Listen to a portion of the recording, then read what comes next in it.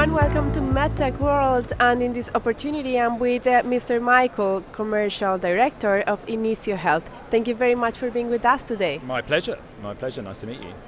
Michael, so let's start talking about your project. You are coming from UK, Yes. So what about the project? What is behind? Yeah, so Inicio Health, we are a UK startup, but we have been out to Arab Health. This is our third year now.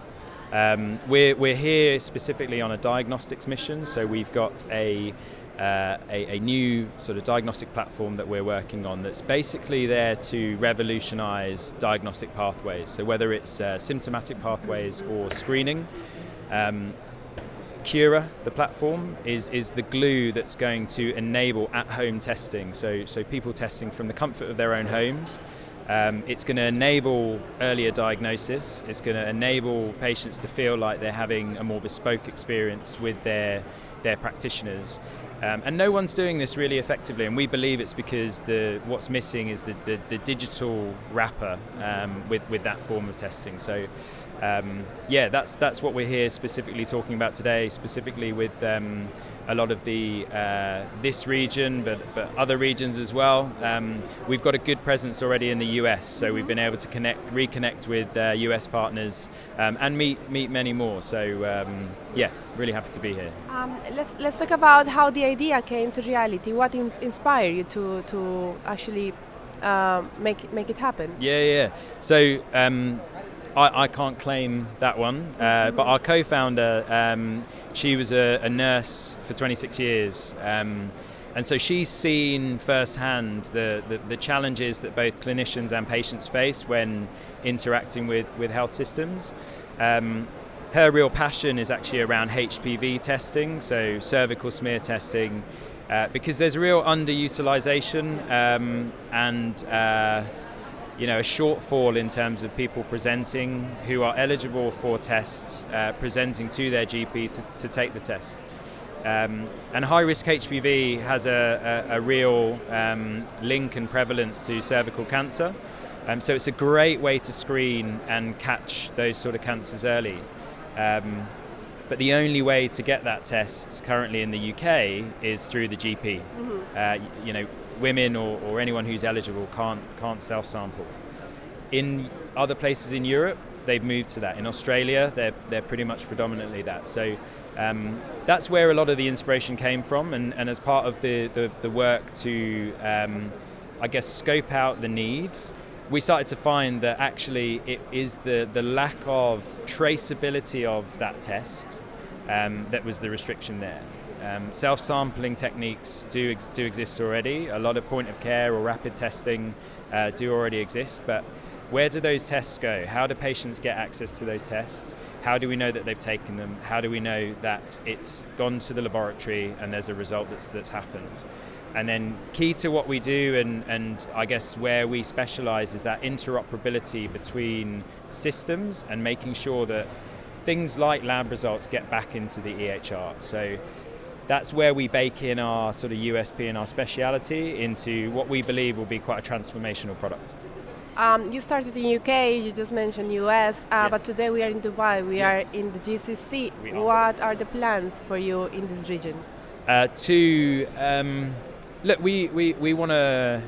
We're realistic about the sort of traction that we can make. We've got a number of key partnerships already in this region, which are going to massively enable what we can do out here.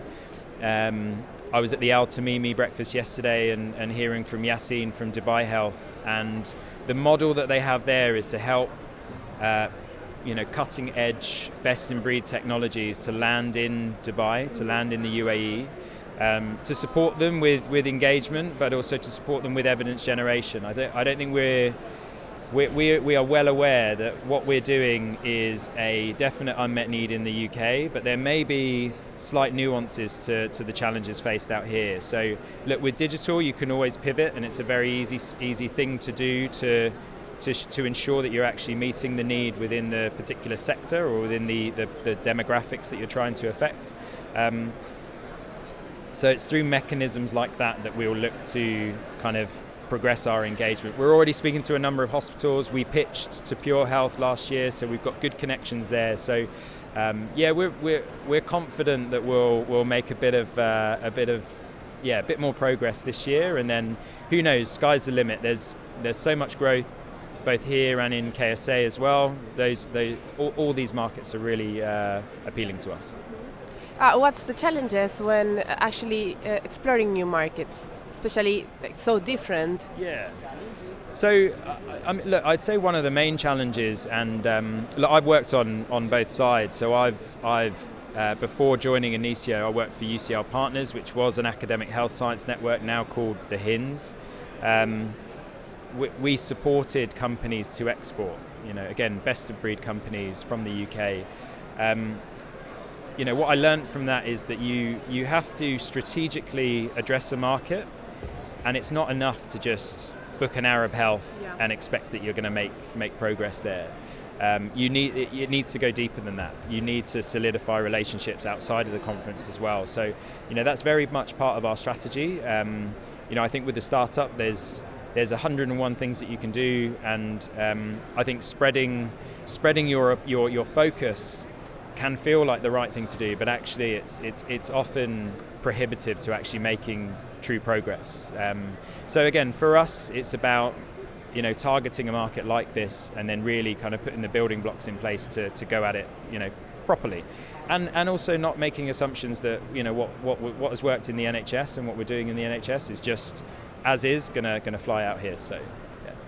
Okay, Michael, so hopefully we can also host you in any of our coming events here in the region or in Europe or US. Yeah, 100%. So we're not unfortunately we're not coming to your event I think that's in February, but maybe next year.